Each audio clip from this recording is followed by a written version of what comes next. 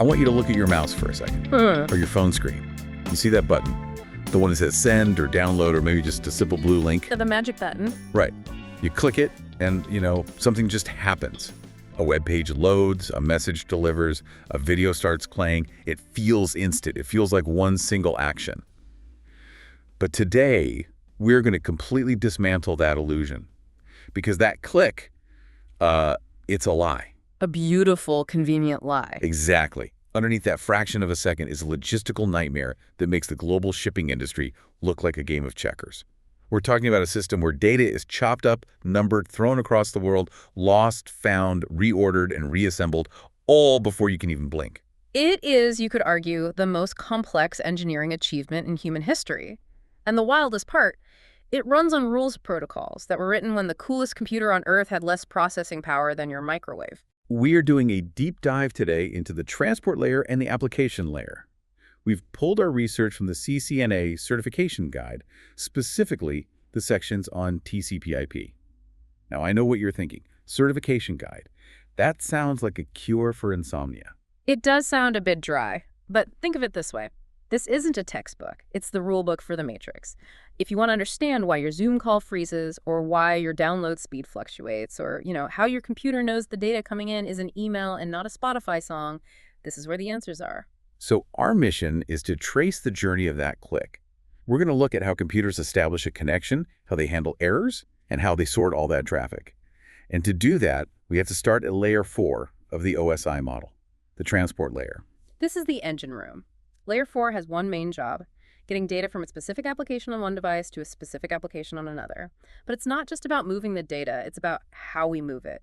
Do we care if it arrives perfectly, or do we just want it there fast? And this brings us to the two main characters of our story.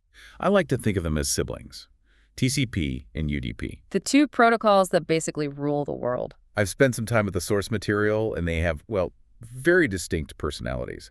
Let's start with TCP, Transmission Control Protocol.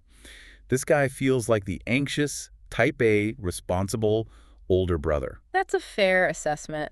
I'd add that he's also a bit of a bureaucrat.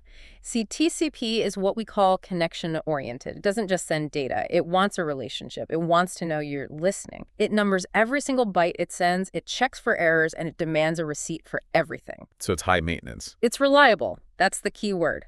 TCP guarantees delivery. If a packet gets dropped somewhere in the middle of the ocean, TCP notices, it pauses, and it resends it. It puts everything back in the perfect order. And then there's the other sibling, UDP. User Datagram Protocol. The minimal. I had Daredevil written down, but minimalist works too. My notes say UDP is connectionless.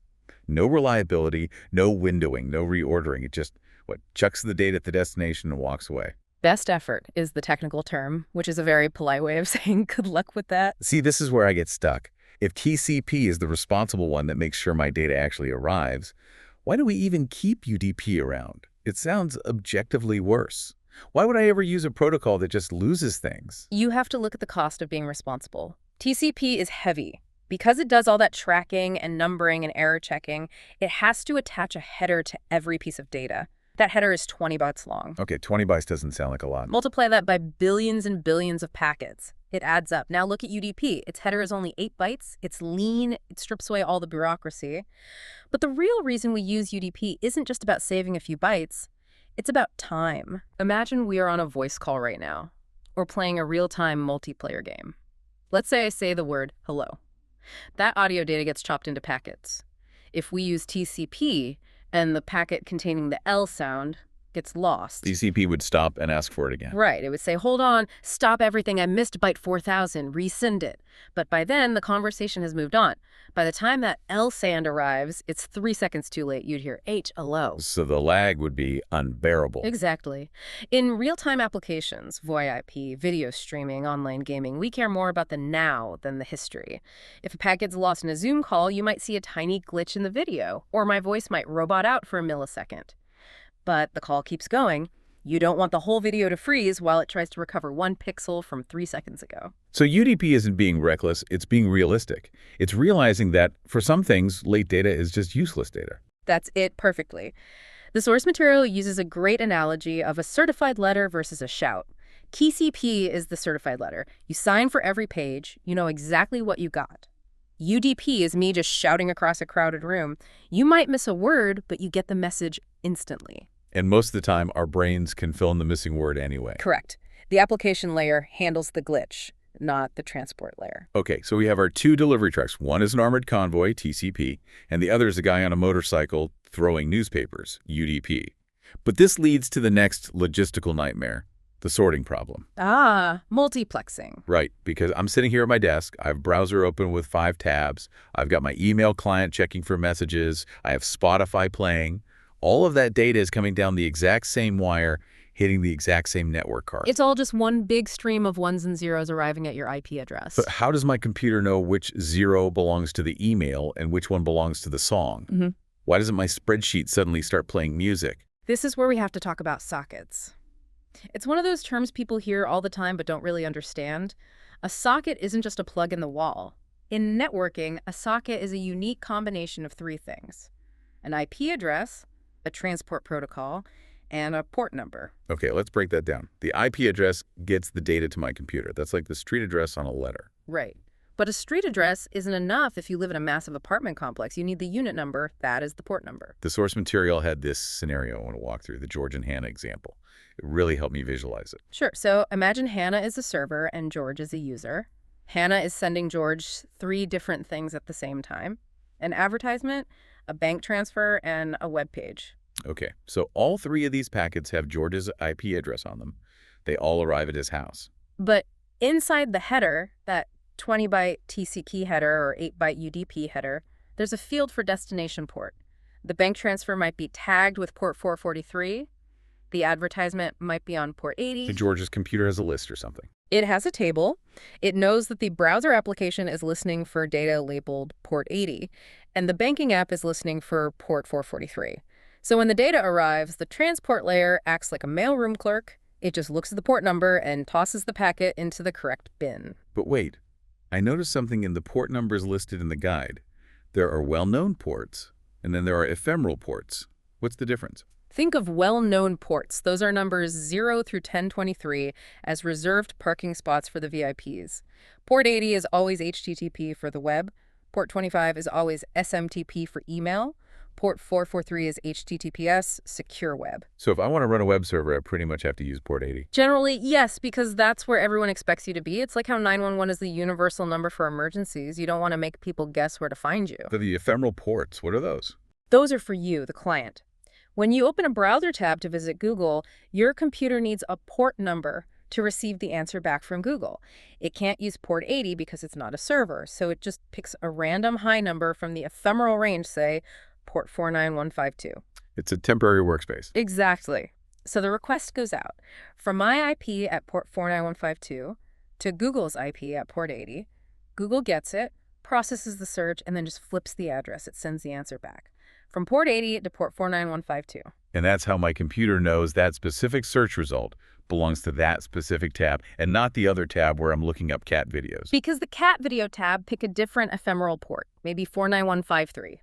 It's a brilliant dynamic system. It really is. Okay, I want to circle back to our responsible friend, TCP, because we kind of glossed over how it manages to be so reliable. It's not magic. It's a very strict process. And it starts with a handshake. The 3-way handshake. This is iconic in networking. Sounds like a secret society thing. It's actually just very polite. Before TCP sends a single byte of real data, it establishes the rules of engagement. Let's act it out. You're computer A, the client. I'm computer B, the server. Okay. I want to download a file from you. I don't just start grabbing it. No. First, you send me a segment with a little flag on it called SYN. SYN, short for synchronize. I'm basically saying, hello, I'd like to connect, and here's my starting sequence number. I received that. I see you want to talk. So I reply with a segment that has 2 flags, SYN and ACK. Synchronize and acknowledge. Right. I'm saying, I acknowledge your hello, and I would also like to synchronize with you. Here is my starting sequence number. And then I have to reply one more time, right? Yes. You said one final ACK. I acknowledge your agreement. SYN, ACK, ACK. And only after that third step is the connection considered established. It prevents a computer from just flooding another computer that isn't even ready to listen. Now, you mentioned sequence numbers. This was a detail in the source material that confused me at first. TCP numbers the bytes, not the packets. Why is that distinction so important? That is a crucial nuance. A lot of people assume it numbers the packets, packet 1, packet 2, packet 3. But here's the problem. Networks are messy. Sometimes a big packet gets chopped up into smaller pieces to fit through a tiny pipe. It's called fragmentation. So if you just numbered the packet number 1 and it gets chopped into 3 pieces, you now have 3 different pieces all named number 1. It would be chaos. But if you number the bytes, the actual data inside, it doesn't matter how many times it gets chopped up. You know that this piece contains bytes 1 through 100, and the next piece has 101 through 200.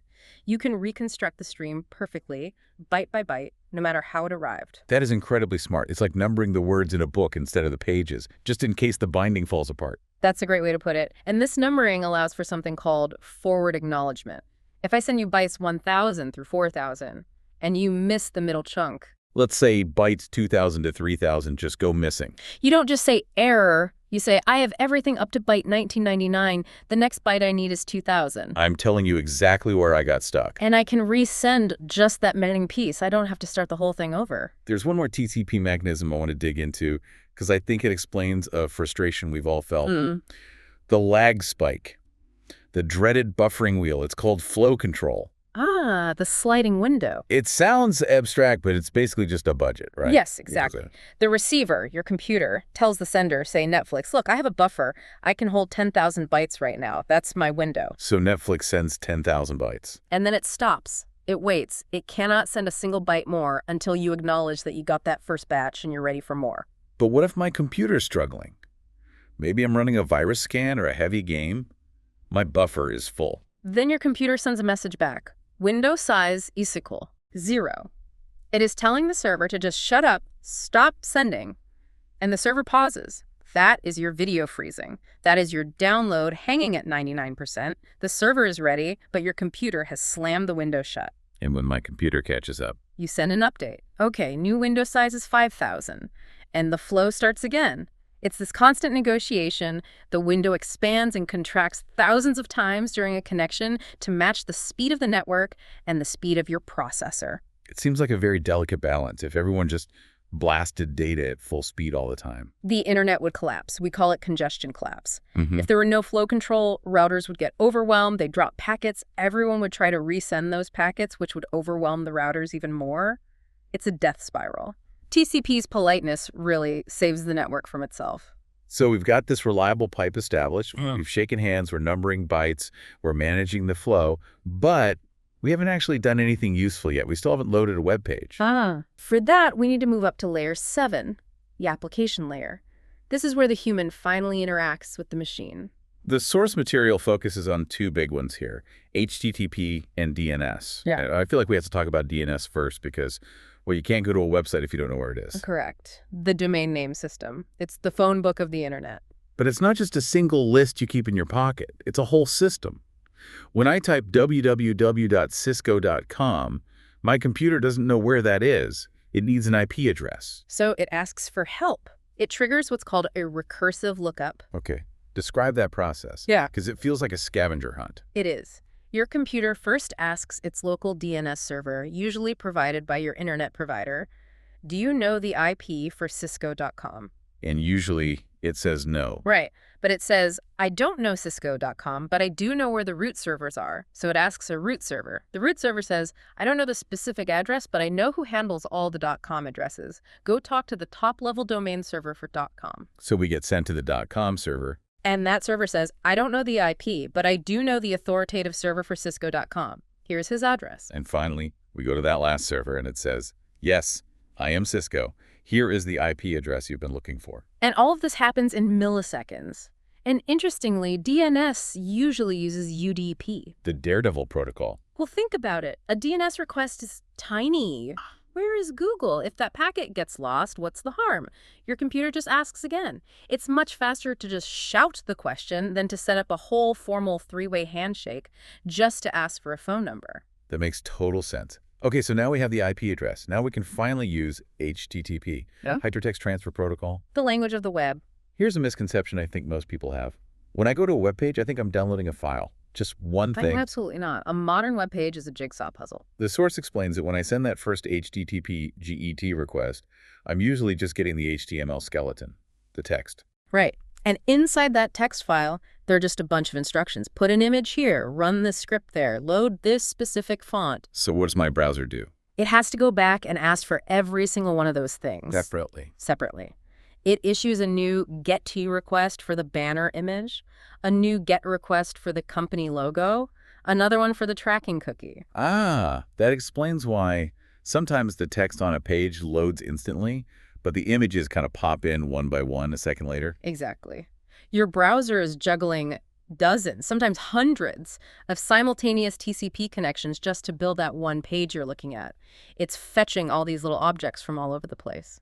And for every single one of those objects, every image, every script, the computer's doing everything we just talked about. Every single time. The handshake, the windowing, the sequencing, the port sorting, for every piece of the puzzle. It's exhausting just thinking about it. Which brings us to the final concept, and I think this ties it all together beautifully. Encapsulation. The Russian nesting doll. Or the chain of custody. Think about what happens when your computer receives a packet. It's just a stream of electricity or light hitting the network card. So the network card grabs it. And it looks at the first layer, the Ethernet header. It checks a field called type. If it's 0 by 0800, it knows, okay, this is an IPv4 packet.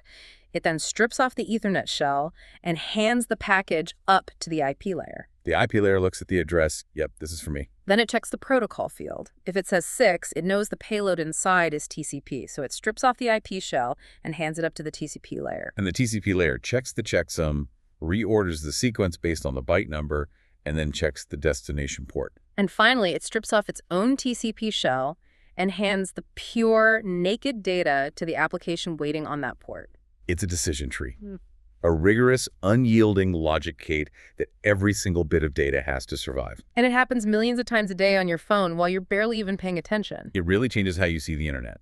We get so frustrated when a page takes, 3 seconds to load? We're completely spoiled. But when you realize that in those 3 seconds, your computer found an address across the world, negotiated a contract in a language invented in the 70s, managed a sliding budget of data flow, probably recovered 3 lost packets without even telling you, and assembled 50 different files into a cohesive image. It's a miracle. It's not magic, it's engineering. But it's a miracle of cooperation and standards. And that leads me to a thought I wanted to end on. The source mentions that the core rules for TCP were defined in RFC 793. Do you know when that was published? September 1981. 1981. We are running the modern 4K streaming, AI-driven global financial system on a foundation laid when the IBM personal computer was the absolute cutting edge. It speaks to the brilliance of the original design. They didn't optimize for the technology of 1981. They optimized for robustness, for resilience. They built a system that could handle uncertainty. But do you think it can last forever?